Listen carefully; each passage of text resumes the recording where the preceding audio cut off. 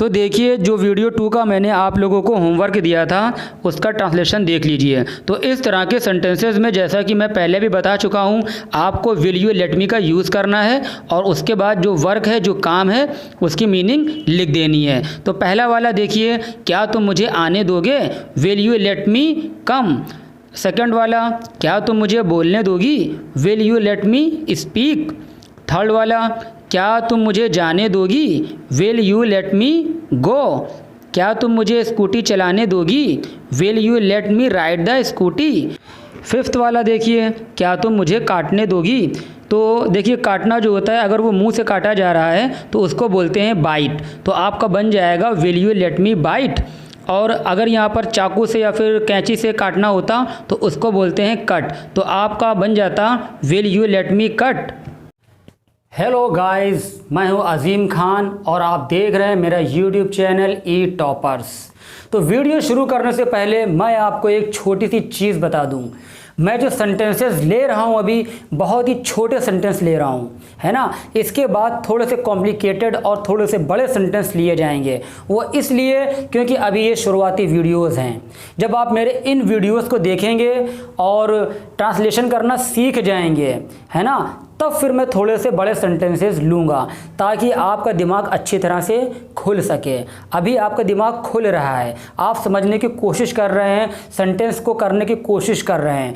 जब ये सेंटेंसेस करने लगेंगे तो फिर बड़े सेंटेंसेस करने में और ज़्यादा आपको मज़ा आएगी, है ना। और एक दिन ऐसा आएगा कि आप पहचान नहीं पाएंगे कि क्या वाकई मैं हूँ। आज आप बिल्कुल इंग्लिश नहीं जानते हैं, लेकिन कल एक दिन वो आएगा, आप बहुत ही ज़्यादा अच्छी इंग्लिश बोलेंगे, है ना। और दूसरे आपसे पूछेंगे, भाई मुझे भी बता दो यार, तुमने इंग्लिश कहाँ से सीखी। तो ये बात दिमाग में बैठा लो। मैं जो सेंटेंसेस ले रहा हूँ उसमें आप देख रहे हैं सिर्फ या तो मैं आ रहा हूँ या फिर तुम आ रहे हो, है ना। यानी जो आई वाले सेंटेंसेस ले रहा हूँ जिसमें अधिकतर आई का यूज़ हो रहा है या फिर जिसमें अधिकतर यू का यूज़ हो रहा है। आई बात समझ में। उसके बाद अभी सेंटेंसेस मैं और भी लूँगा जिसमें वो का यूज़ आएगा, उसका यूज़ आएगा, है ना, या कोई नाम वगैरह आ गया, वो भी चीज़ें आएंगी। क्लियर। तो जो हमारी आज की थीम है उस थीम को आप लोग ध्यान से समझ लीजिए, है ना। ये सेंटेंसेस मैं वही सेंटेंसेस पढ़ा रहा हूँ जो आप अपनी डेली लाइफ में सेंटेंसेस यूज़ करते हैं। तो जो आज की थीम है वो थीम ये है, क्या तुम मुझे दिल्ली नहीं जाने दोगे, क्या तुम मुझे पढ़ने नहीं दोगे, क्या तुम मुझे खाने नहीं दोगे, क्या तुम मुझे कार नहीं चलाने दोगे, क्या तुम मुझे खेलने नहीं दोगे, क्या तुम मुझे सोने नहीं दोगे, क्या तुम मुझे सच नहीं बोलने दोगे। बात समझ में आ रही है। तो इस तरह के सेंटेंसेस करने के लिए इंग्लिश में क्या स्ट्रक्चर यूज़ किया जाता है ना, वो मैं आपको बताने जा रहा हूँ। तो जब भी इस तरह के सेंटेंसेस आपको बोलने हो, तुम्हें ये नहीं करने दोगे, मुझे वो नहीं करने दोगे, है ना, तो उसके लिए आप एक छोटी सी चीज़ रट डालिए, विल यू नॉट लेट मी। क्या बताया मैंने, will you not let me. Clear.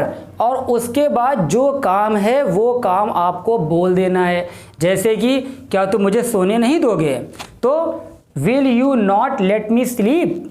क्या तुम मुझे सोने नहीं दोगे। आई बात समझ में। क्या तुम मुझे खाने नहीं दोगे। मैं अपने पहले वीडियो में बता चुका हूँ, खाने को बोलते हैं ईट। तो आपका बन जाएगा will you not let me eat. क्या तुम मुझे खाने नहीं दोगे। ठीक है। अगर आप पढ़ रहे हो और कोई आपको पढ़ने नहीं दे रहा है, डिस्टर्ब कर रहा है, ठीक है, तो आप बोल सकते हो will you not let me read. क्या तुम मुझे पढ़ने नहीं दोगे। क्या तुम मुझे सच नहीं बोलने दोगे। तो सच बोलने को मैं बता चुका हूँ, बोलते हैं स्पीक द ट्रुथ। तो आपका बन जाएगा will you not let me speak the truth.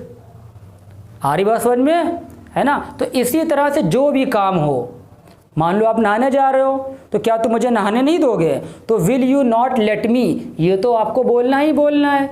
और नहाने को बोलते हैं, क्या बोलते हैं नहाने को, टेक अ बाथ। तो सेंटेंस आपका हो जाएगा will you not let me take a bath. अब जैसे मैं पढ़ा रहा हूँ, है ना, मुझे कोई डिस्टर्ब कर रहा है, तो पढ़ाने को बोलते हैं टीच। क्या बोलते हैं?